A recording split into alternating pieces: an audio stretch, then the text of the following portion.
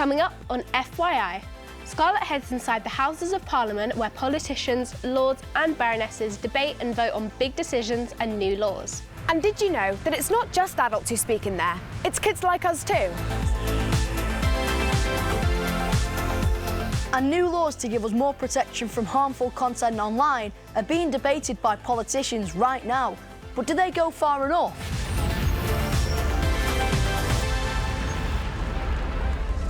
This is FYI, the weekly news show where we bring you all the latest info on the big stories. And we investigate possible fake news.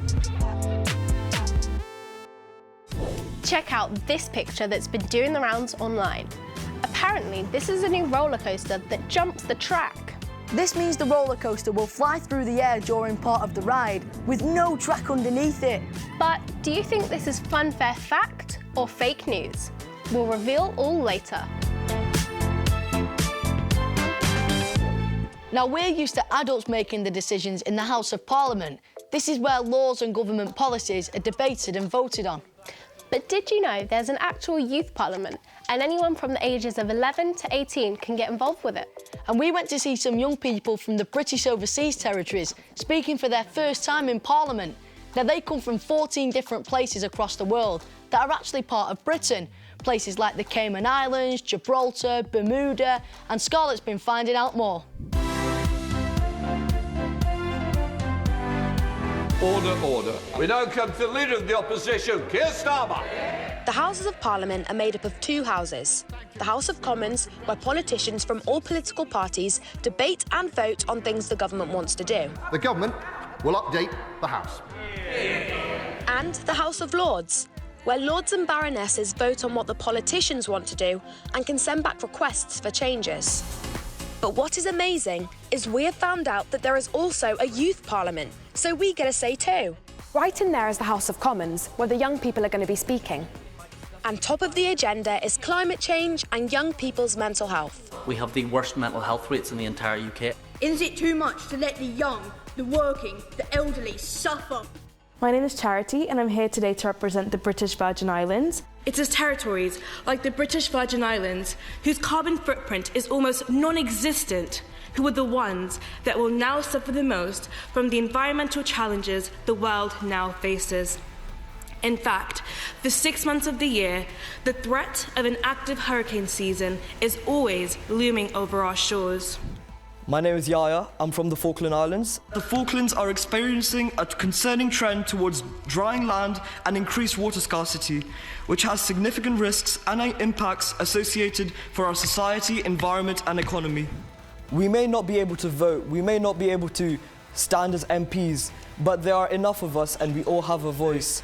Is climate change not one of the most, if not single-handedly the most important issue facing the youth of today? I think it's very important that the youth have a say in the activities that take place in Parliament, especially decisions that are made towards our future. Even though the future is uncertain, I am still hopeful.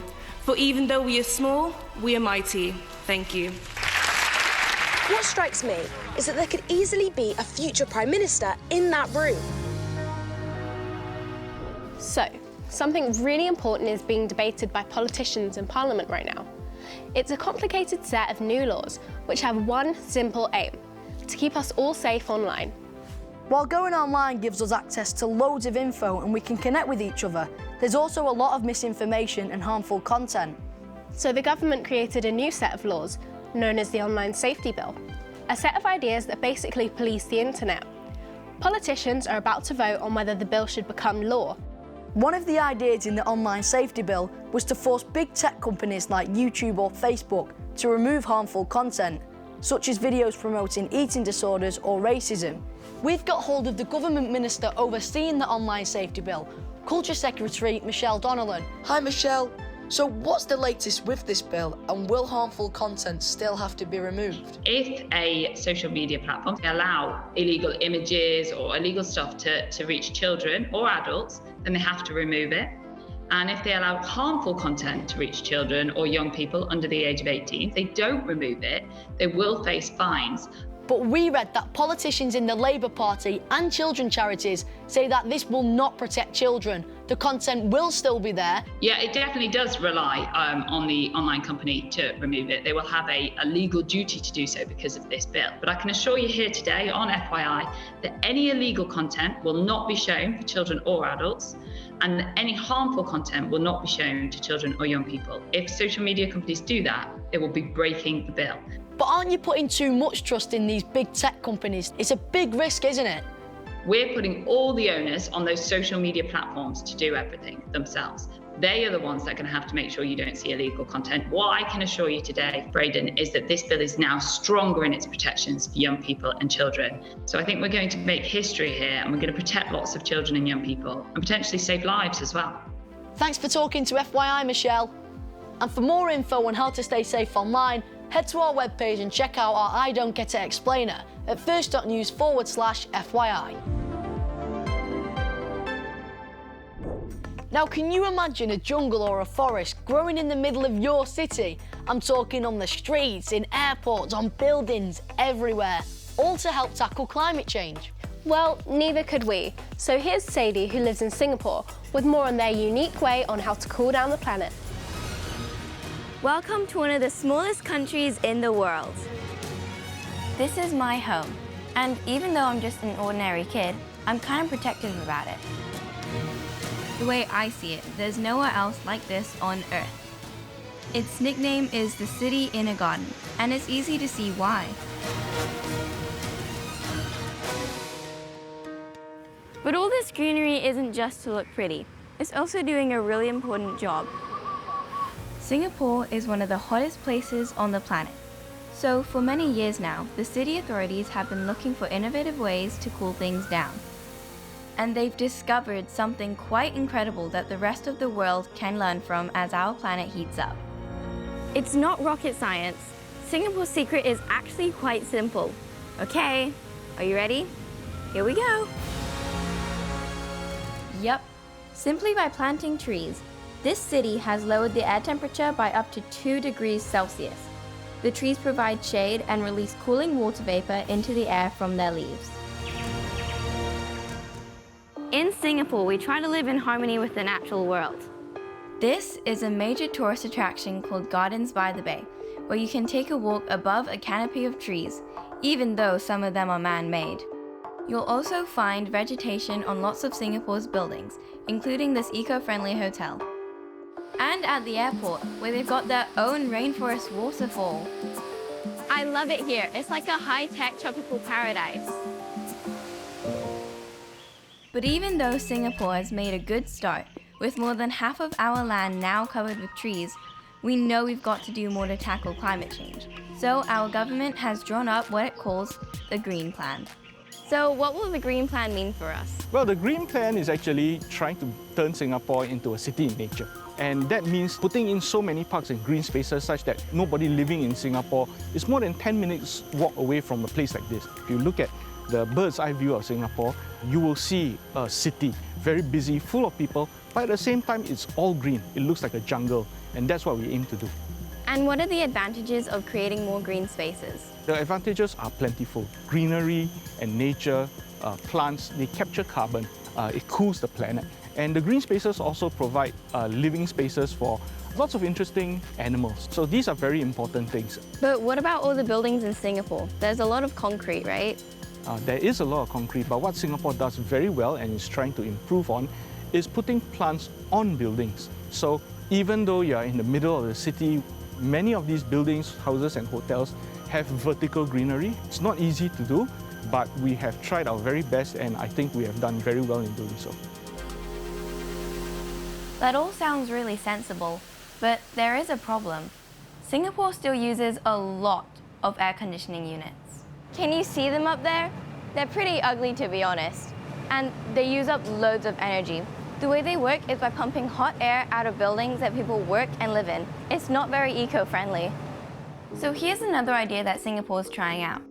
The city's engineers say that down there is one of the largest systems of its kind in the whole world. An underground network of pipes sending chilled water through an entire district. The pipes travel through all buildings, helping to cool down the air inside. It will cut down the amount of energy we use by more than 40%, as well as reducing carbon emissions. You can probably tell I'm really quite proud of my country and everything we're doing to tackle climate change. And at night, the man-made super trees are lit up in a spectacular display, powered by solar energy. It's like a beacon of hope for the future of our planet, right? That's pretty cool. Thanks, Sadie. And for more amazing climate change beating ideas, check out the Sky Kids documentary, COP27 6 Ways to Save Our Planet, available right now on Sky Kids On Demand and via our webpage at first.news/FYI.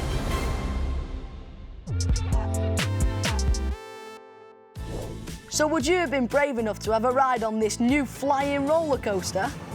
Well, luckily enough, you don't have to be, because this is actually fake news. It's just a digitally altered image. And for more on how to spot fake news and videos like this, head to our webpage and check out our I Don't Get It explainer. What would it be like to perform at the Royal Albert Hall in front of thousands of people? I don't know, I think it would be kind of nerve-wracking, but also really exciting. Well, we got an exclusive backstage pass to this year's Youth Proms and met some of the pupils taking the stage by storm. Hi, I'm Charlotte. And I'm Evie. Hi, I'm Isabel. And we are Girls Rap Collective, and later today, we'll be performing in there. This is the Royal Albert Hall, the place where the proms happens. This is usually a series of concerts performed by adults. But today it's our turn to shine. Here we go, standing up everybody. We're just about to do the sound check and I can't wait.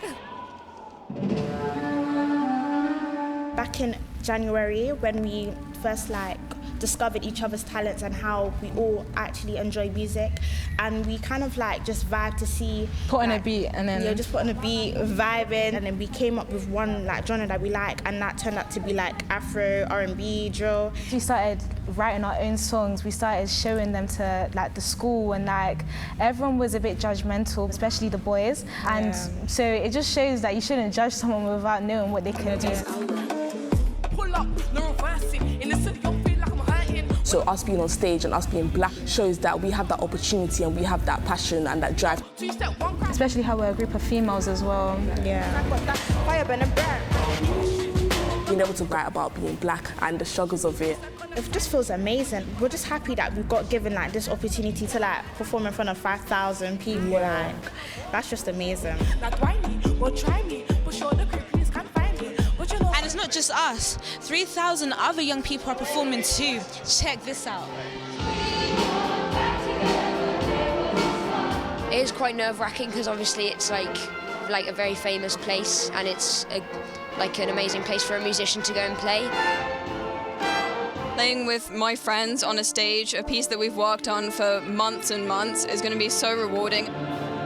To do something like this so early into being in the choir is just a really incredible experience. To do something like performing here at the Royal Albert Hall, where so many other famous people have performed. Yeah. It's not long now until we go on stage and absolutely smash it. Better know that's done, I ain't paying about like the game at fun. I didn't come to hear it though, your story's gonna end the record, what you show.